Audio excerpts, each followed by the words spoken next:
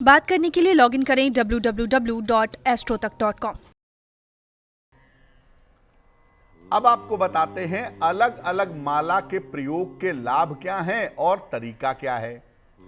सबसे पहले बताते हैं सबसे सामान्य माला के बारे में, कॉमन माला के बारे में, जो आमतौर पर लोगों के घर में होती है, रुद्राक्ष की माला। सामान्यतः किसी भी मंत्र का जप रुद्राक्ष की माला से कर सकते हैं। किसी भी मंत्र का जप आपके पास, मान लिया आपको कोई स्फटिक से माला से मंत्र जपना है, स्फटिक की माला नहीं है आपके पास, तो ऐसी स्थिति में रुद्राक्ष की माला से आप कोई भी मंत्र जप सकते हैं। रुद्राक्ष की माला के अंदर सभी मंत्रों की शक्तियां पाई जाती हैं। शिव जी और उनके परिवार के लोगों के मंत्र रुद्राक्ष पर विशेष लाभकारी होते हैं। आपको भगवान शिव का मंत्र जपना है, मां पार्वती का, गणपति गजानन का, कार्तिकेय का या नंदी का कोई भी मंत्र जपना है, वो रुद्राक्ष की माला पर ही जपा जाएगा। महामृत्युंजय मंत्र और लघु मृत्युंजय मंत्र केवल रुद्राक्ष की माला पर ही जपा जा सकता है। और उसका एक जादुई तरीका है कि आप एक माला ले लें रुद्राक्ष की और उस पर कम से कम 11,000 बार महामृत्युंजय मंत्र का या लघु मृत्युंजय मंत्र का जप कर लें। माला आपकी अभिमंत्रित हो जाएगी। ये माला जिसको भी पहना देंगे उसके स्वास्थ्य में सुधार होना शुरू होगा, उसके आयु की रक्षा होगी और वो दुर्घटना से बचा रहेगा। तो जब भी आप महामृत्युंजय मंत्र का प्रयोग कर रहे हैं या लघु मृत्युंजय मंत्र का प्रयोग कर रहे हैं तो वो केवल रुद्राक्ष की माला पर करना होगा। दूसरी माला है स्फटिक की माला। ये जो स्फटिक की माला होती है, ज्योतिष में या पूजा उपासना में सफेद स्फटिक की माला का प्रयोग होता है। हालांकि स्फटिक की माला बहुत सारे रंगों की आने लगी है, लेकिन ज्योतिष में और उपासना में सफेद स्फटिक की माला का प्रयोग होता है। ये माला एकाग्रता, संपन्नता और शांति की माला मानी जाती है। मां सरस्वती के मंत्र और मां लक्ष्मी के मंत्र सफेद स्फटिक की माला से जपना उत्तम होता है। अगर आप धन प्राप्ति के लिए कोई मंत्र जपना चाहते हैं या मन को बेहतर करने के लिए मंत्र जपना चाहते हैं, एकाग्रता प्राप्त करने के लिए मंत्र जपना चाहते हैं, तो स्फटिक की माला से जपें। और स्फटिक की माला पहनने से भी धन की प्राप्ति करना और मन को एकाग्र करना आसान होता है।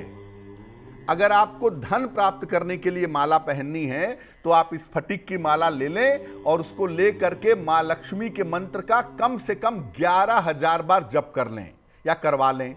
और उसके बाद उस स्फटिक की माला को आप अपने गले में धारण करें, उससे धन की प्राप्ति सरलता से हो सकेगी। इस तरह की माला को पहनने के पहले उस पर मंत्र जप करके उसे सिद्ध कर लेना चाहिए। एक बड़ी चमत्कारी माला है हल्दी की माला, बहुत ही चमत्कारी। विशेष प्रयोगों के लिए और विशेष मनोकामनाओं के लिए हल्दी की माला का प्रयोग किया जाता है। बृहस्पति देव के लिए और मां बगलामुखी के मंत्रों के लिए हल्दी की माला का प्रयोग होता है। अगर आप हल्दी की माला से मंत्र का जप करते हैं तो इससे आपको ज्ञान की प्राप्ति होती है और संतान की प्राप्ति होती है। यानी ज्ञान के लिए, संतान प्राप्ति के लिए हल्दी की माला का प्रयोग आप कर सकते हैं। अगर शत्रु बाधा को शांत करने के लिए आपको मां बगलामुखी का मंत्र जप करना है, तो जैसा मैंने पहले भी बताया कि कोई माला नहीं है तो रुद्राक्ष की माला ले लीजिए। लेकिन अगर आप मां बगलामुखी के मंत्रों का विशेष लाभ चाहते हैं तो आप हल्दी की माला का प्रयोग करिए, ये आपके लिए ज्यादा प्रभावशाली होगा। अब चंदन की माला पर आते हैं। चंदन की माला दो प्रकार की होती है, एक लाल चंदन की माला और एक सफेद चंदन की माला। मां दुर्गा या देवी के मंत्रों का जप लाल चंदन की माला से करना चाहिए और भगवान कृष्ण के मंत्रों के लिए सफेद चंदन की माला का प्रयोग कर सकते हैं। खास तौर से भगवान कृष्ण के वो मंत्र जो जीवन में प्रेम और आकर्षण बढ़ाते हैं, उनके लिए सफेद चंदन की माला का प्रयोग करना चाहिए। तुलसी की माला अत्यंत पवित्र मानी जाती है।